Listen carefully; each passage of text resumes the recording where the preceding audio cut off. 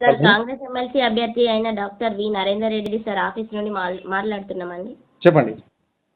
Sir ఫిబ్రవరి 27th రోజు జరిగే పోలింగ్లో doctor V Narender Reddy sir గారికి మొదటి ప్రాధాన్యత ఇవ్వవలసిందే కోరుతున్నాం సార్. లేదమ్మా, ఆయన ఓటమి కోసం మేము ప్రయత్నం చేస్తున్నాం. సార్ ఎందుకు సార్? వారు కేవలం వారిది కాలేజ్ ఉన్నది కదా. సార్ ఏం కాలేజీ?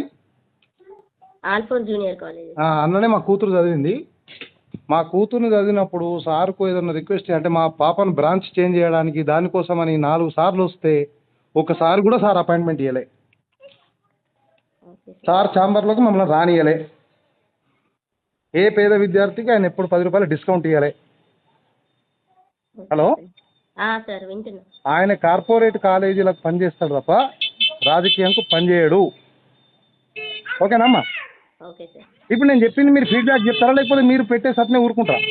ఫీడ్బ్యాక్ చేస్తాం సార్. ఫీడ్బ్యాక్ చెప్పండి. సార్ను మంచిగా కాలేజీ నడుపుకోమనండి. సార్ రాజకీయాలు పనికిరారు.